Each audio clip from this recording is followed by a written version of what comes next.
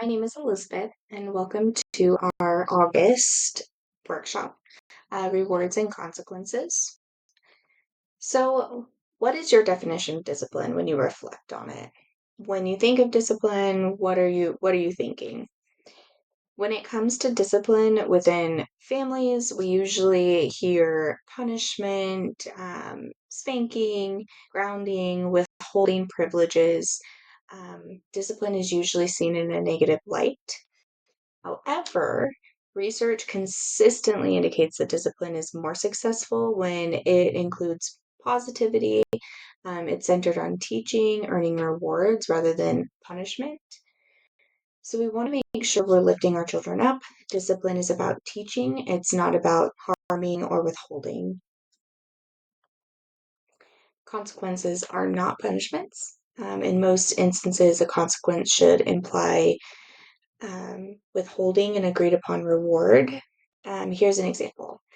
You agreed that your child could go to the movies with a friend after homework, but if they didn't do their homework, they don't get to go to the movies. So we have a simple request, and then if they follow through, it depends on their reward. If they don't follow through, that's where the consequence comes in. When we're using consequences with our children, we need to make sure that we're following through, allowing them to understand the reward. So, a reward isn't a bribe, it's something your child earns for correctly doing what you asked. So, we're considering using both tangible and uh, intangible rewards. But we're going to talk about that in a few slides. So, we're making sure that your child is following through, as well as you're following through, making sure you're staying consistent. Number two is making sure we don't go overboard. So if we're giving our child a consequence, we don't want to give them an extreme consequence, something that's too intense, like taking away something extremely important or a party. Just making sure we're really understanding how we can teach them and motivate them at the same time. Number three is avoid becoming overcritical. So make sure that if your child makes a mistake, we're being kind and understanding and using this as a learning experience rather than a put down sign. Make sure we're really setting our children. A lot of the times when they do something that they shouldn't do, it's a lack of knowledge. So we're making sure that we're giving our child the better choices and the better options. Make sure we're using positive consequences too. So again, we're trying to lean on learning, and a consequence is also a good thing. If you, there's consequences no matter what we do, whether it's a good thing or a bad thing, there's always going to be a consequence. So make sure we're using both. So some examples of age-appropriate consequences. Um, So for a 1-year-old, making sure we're keeping expectations reasonable, focus on preventing accidents and misbehavior, handle meltdowns by comforting and distracting. For a 2-year-old, we go up a little bit more, minimize power struggles by stating expectations and offering simple choices, help them begin to master their feelings, learning to handle tantrums with care, so direct your child to positive behavior. As they become 3, they're a little more able to do things, so they can help with with tasks, but don't expect them to always follow through. Remember, they're still learning. This is still a teaching responsibility. Rehearse good behavior and keep consequences short.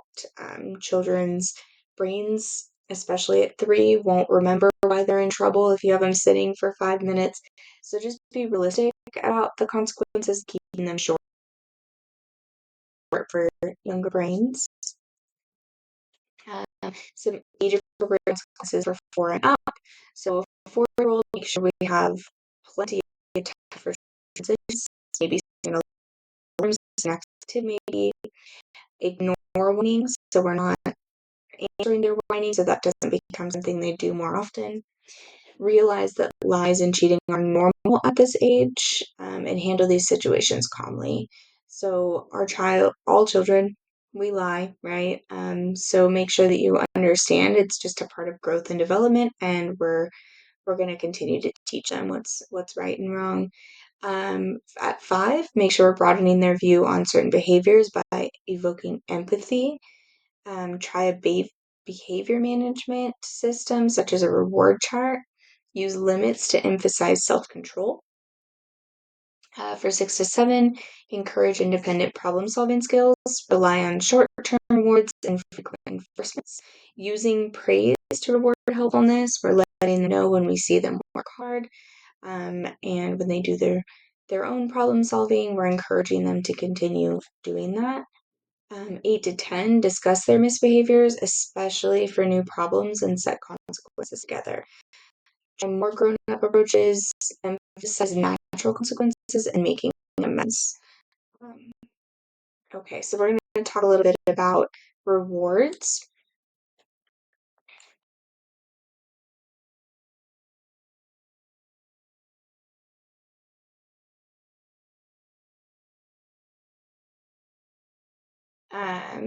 So we talked about consequences. We're moving forward to rewards. Rewards are not a bribe.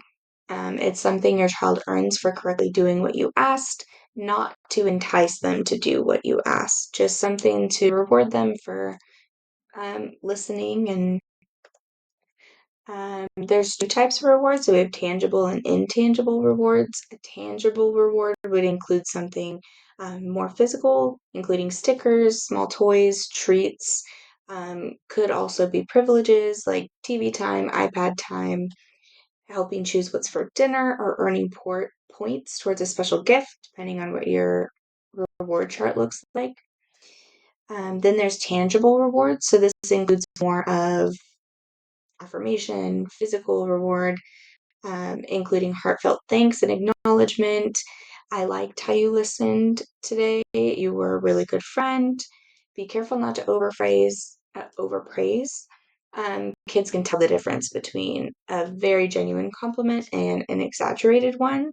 So just make sure we're being genuine. Another important thing is to make sure we're letting our children have a say. So involving your child in choosing the reward can actually make it more appealing and enticing for them. Try setting up a reward menu to give them options. So show them a list of things that they could get, such as a new toy or TV time, maybe movies at the end of the week, something they can choose so they can work for. That word, right? I've noticed a decrease in motivation. We want to make sure that we're changing the reward, and making it more enticing for them. But always discuss it with your child to make sure that they prefer that reward so that it's something they work for. Make sure we're being specific. So we're clearly stating our expectations for our child. Um, So a good example is if you want to play a game in the morning, you need to eat breakfast, have your teeth brushed, and be dressed by 8. So you can reinforce expectations with a written list. So if you want them to do this specific thing, you can write it down on a piece of paper that's next to them. Um, Calmly repeat your deal as often as necessary. So use different times to remember, hey, remember that you need to brush your teeth on time tomorrow so that you can earn that reward at the end of the week. Use when then statements. So when you complete setting the table, then you can go play basketball. So we're showing them a before and an after. So again, we're showing them what the expectations are and allowing them to decide what the consequence or reward is.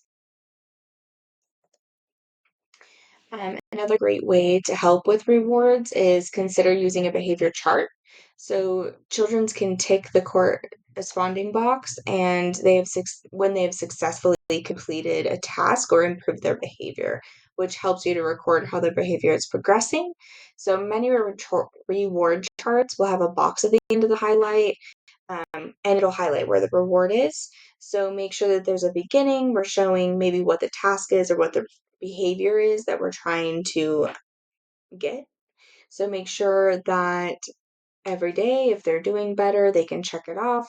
If they've earned it that day or they've earned it by doing a task that we ask them to, eventually they're getting closer to that reward. So not only are we verbally expressing what our expectations are, but they're also seeing it on a reward chart, and they're seeing how close they are and how hard they've worked to get that far.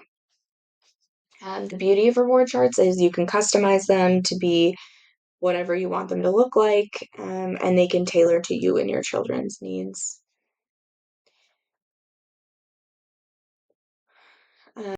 Bedtime rewards. This is just another example of when we can use it. So it's not just for behavior modification, it's also we can use it for bedtime, we can use it for morning time, we can use it for the weekends, chores.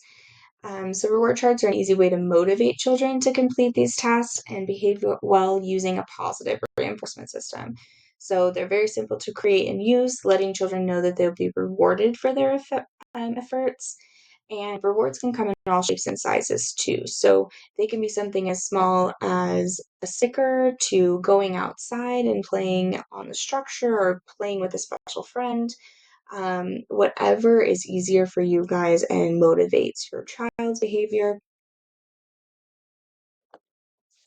A few last things to remember are that rewards and consequences are going to look different with everybody. So everyone's reward system will look different, everyone's consequences will look different, and sometimes you may need to change the reward and or the consequence. So if something's not working, feel free to change it up. If the reward is no longer enticing for your child as they get older, you may need to make that change.